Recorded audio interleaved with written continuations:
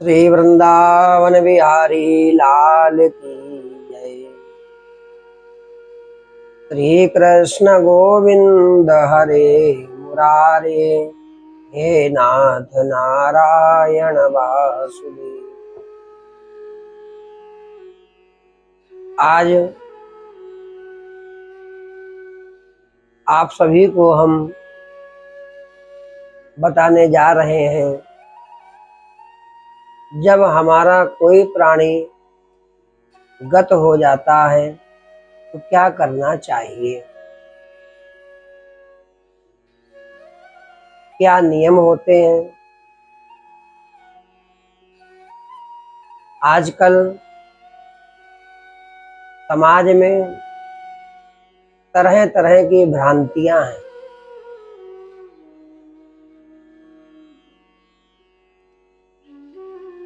हम किसी समाज का विरोध नहीं करते हैं, परंतु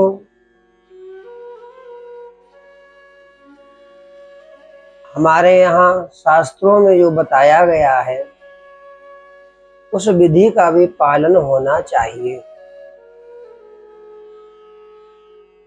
आजकल कोई भी गत होता है तो आर्य समाज के नाम से लोग 3 दिन में, 2 दिन में, 5 दिन में कार्य को समाप्त करने लगे हैं और कहते हैं कि हमने आर्य समाज की विधि के अनुसार कर लिया।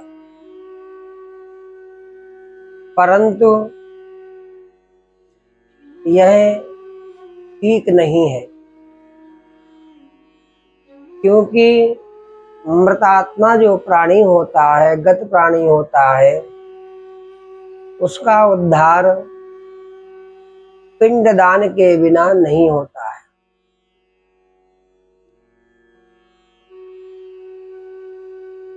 इसलिए सभी सनातन प्रेमियों को शास्त्र की विधि को अवश्य मानना चाहिए। पिंडदान विधि का पालन अवश्य करना चाहिए। जब प्राणी गत होता है वहां पर 2 पिंडदान होते हैं और जब शमशान को ले जाते हैं तब अर्ध मार्ग में पिंडदान होता है और जब चिता पर लिटा दिया जाता है तब 2 पिंडदान होते हैं। उसके बाद में दाह क्रिया होती है और उससे भी पहले जब दाह करने जाते हैं सबका, तो पंचक का विचार करना चाहिए कि पंचक तो नहीं चल रहे हैं। पंचक में यदि प्राणी गत होता है तो उसकी मुक्ति नहीं होती है, परंतु भगवान ने गरुड़ पुराण में बताया है कि पंचक में भी क्या विधान करके उसका दाह क्रिया करें।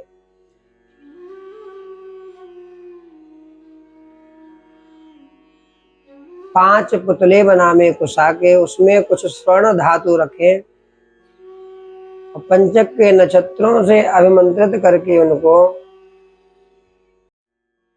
और प्रेता जयता नर इंद्रो वहा शर्मक्षतुग्रा वहा संतु वाहवो नादृख्या यथासथ, इस मंत्र से संपुटित हवन करना चाहिए और उन पुतलों को उसी सबके पास में रखकर दाह कर देना चाहिए। और 12वें दिन पंचक शांति का अनुष्ठान अवश्य कराना चाहिए और हो सके तो पंचक के मंत्रों का जप भी कराना चाहिए।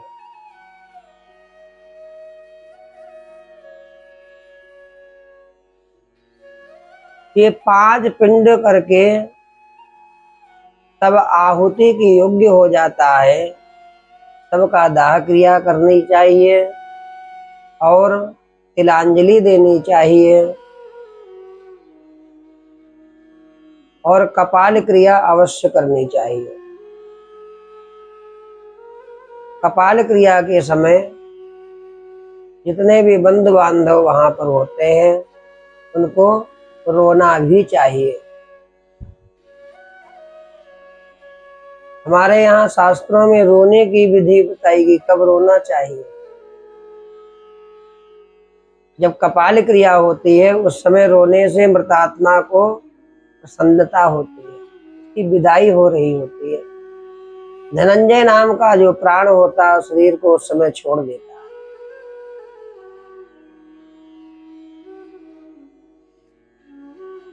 तो 2 पिंडदान घर में जहाँ पर प्राणी गत होता है, एक अर्ध मार्ग में, तीसरा, चौथा और 5वां चिता पर लिटाने के बाद में। इस प्रकार 5 पिंडदान हो गए। और जब अस्थि संचय करने जाते हैं तो उस समय पिंडदान करना चाहिए, 6 पिंडदान। और 10 दिन के 10 पिंडदान होते हैं, इसको 10 गात्र कहते हैं। इस प्रकार ये 16 पिंडदान हो जाते हैं। इसका नाम है मलिन षोडशी।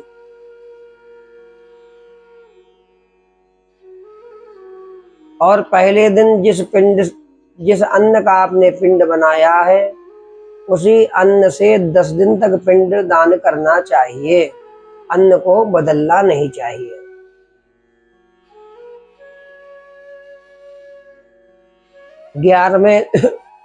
11वें दिन चरु बनाकर पिंड दान करना चाहिए। 10वें के दिन सभी घर के बंधु बांधवों को मुंडन कराना चाहिए 10वें के दिन।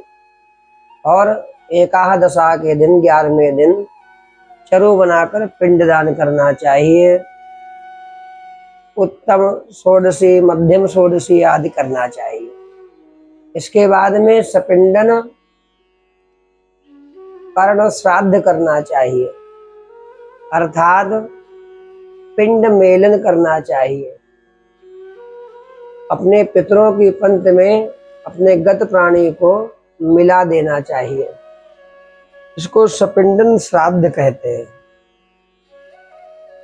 ये सपिंडन श्राद्ध तभी करना चाहिए जब आप पहले के 3 श्राद्ध कर चुके हो, मलिन षोडशी, मध्यम षोडशी और उत्तम षोडशी। ये 16 पिंड होते हैं 3 जगह। इस प्रकार यह 48 पिंड हो जाते हैं। 48 पिंड जिस प्राणी के हो जाते हैं वह पितृपंथ के योग्य हो जाता है, फिर उसका सपिंडन श्राद्ध करना चाहिए। और सपिंडन श्राद्ध के बाद में प्राणी प्रेत शब्द से मुक्त हो जाता है। चिता पर लिटाने पर उसको प्रेत शब्द प्राप्त होता है। सपिंडन श्राद्ध जब हो जाता है तो वह प्रेत शब्द से मुक्त हो जाता है।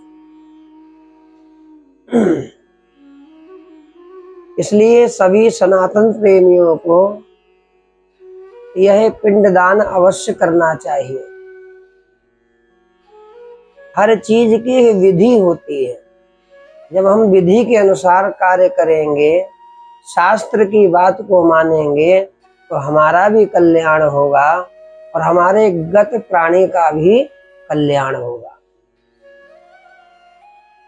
सपिंडन श्राद्ध के बाद में घर में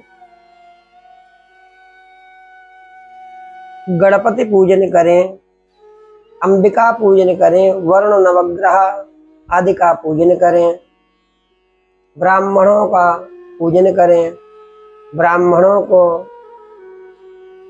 भोजन करावें और ब्राह्मणों को दान करें अपनी सामर्थ्य के अनुसार। सैया दान आदि करें। सैया दान में भगवान लक्ष्मी नारायण का ध्यान करते हुए पूजन करें। ब्राह्मण और ब्राह्मणी को सपत्नीक सैया का दान करें।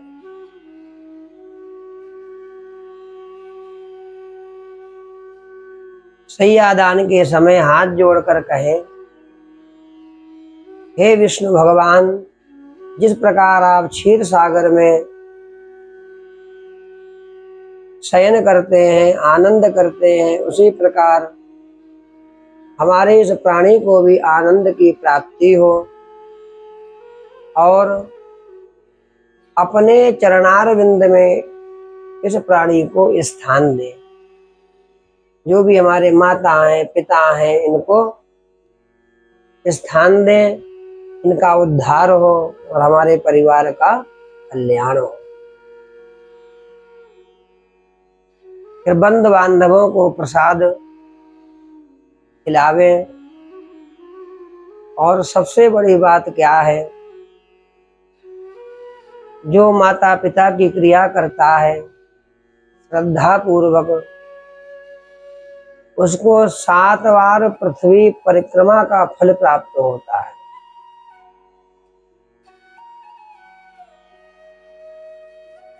जो पुत्र माता पिता की क्रिया श्रद्धा से करता है, उसको पृथ्वी की 7 बार परिक्रमा लगाई जाए, उतना फल होगा, उतना फल उसको बालक को प्राप्त हो जाता है, क्रिया करने वाले को।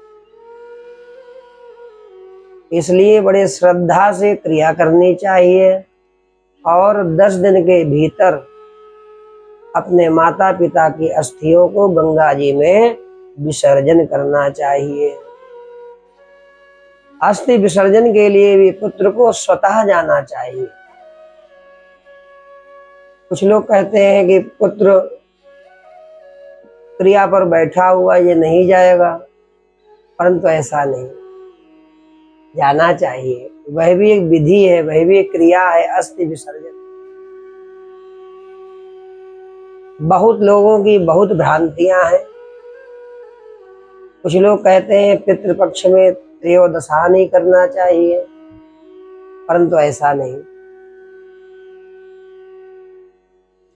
जो आचार्य गण बतावे, जो शास्त्र हमारा बता रहा है, उसको मानना चाहिए, क्योंकि उसी में हमारा कल्याण है।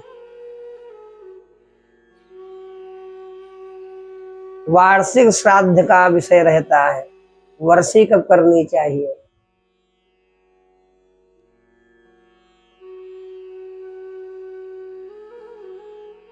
एक वर्ष में वार्षिक श्राद्ध करना चाहिए, उसको कहते हैं प्रथम वार्षिक श्राद्ध।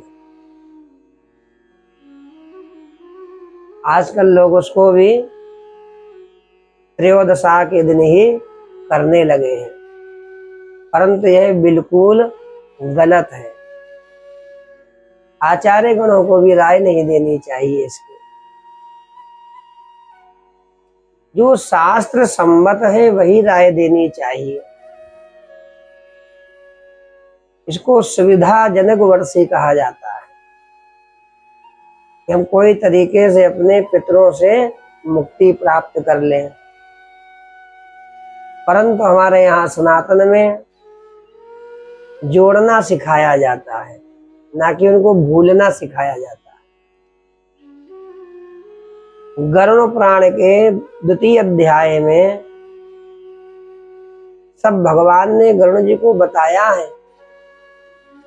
मनुष्य की यात्रा होती है, 16 पुर होते हैं, उनमें प्राणी जाता है।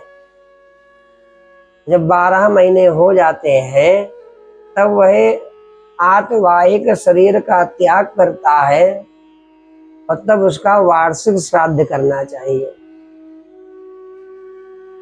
आप पहले ही कर देंगे तो उसको क्या प्राप्त होगा, कुछ भी प्राप्त नहीं होगा। इसलिए 1 वर्ष के बाद में ही वार्षिक श्राद्ध करना चाहिए। घर में कोई शादी है, विवाह है, पहले से निर्णय है उसका, तब भी नहीं करना चाहिए। घर के आचार्य को बुलावें, उनसे बात को अपनी बताएं। आचार्य गण जो उचित समझेंगे आपको राय देंगे, उस राय से करना चाहिए। मनगढ़ंत कहानी नहीं करनी चाहिए, क्योंकि पितृ कार्य जो है अति आवश्यक होता है। पितृ कार्य से ही देव कार्य संपन्न हो जाता है, देवता प्रसन्न हो जाते हैं। इसलिए पितृ कार्य में बिल्कुल भी शिथिलता नहीं करनी चाहिए, बिल्कुल भी आलस्य नहीं करना चाहिए। और सबसे बड़ी बात क्या है, क्रोध और लोभ नहीं करना चाहिए। बड़े श्रद्धा से, भाव से, विधि पूर्वक अपने माता पिता की क्रिया करनी चाहिए, जिससे कि हमारे माता पिता का उद्धार हो सके और हमारे परिवार में सुख और शांति की स्थापना हो सके। आप लोग इसका श्रवण करें और अधिक से अधिक हमारे इस वीडियो को आप लोग जो है आगे बढ़ाएं, जिससे कि समाज में जो कुरीतियां फैल गई हैं वो समाप्त हो सके। आर्य समाज के नाम से, फला समाज के नाम से, ऐसा कुछ नहीं। शास्त्रों में सबके लिए एक नियम बनाया गया है। किसी के लिए अलग नियम नहीं है कि पंडित जी हैं तो उनके लिए अलग नियम है, कोई ठाकुर साहब हैं तो उनके लिए अलग नियम है, वह अमुक समाज के लोग हैं उनके लिए अलग नियम है। सबके लिए एक नियम बताया गया है। इसलिए सभी से हाथ जोड़कर विनम्र निवेदन है, अपने माता पिता की क्रिया विधि पूर्वक करें। जानकारी ना हो तो अपने घर के आचार्य पुरोहित जी को बुलाकर उसको समझें और क्रिया को विधि पूर्वक करेंगे, तभी हमारे माता पिता भवसागर से पार होंगे। जय श्री कृष्ण। राधे राधे।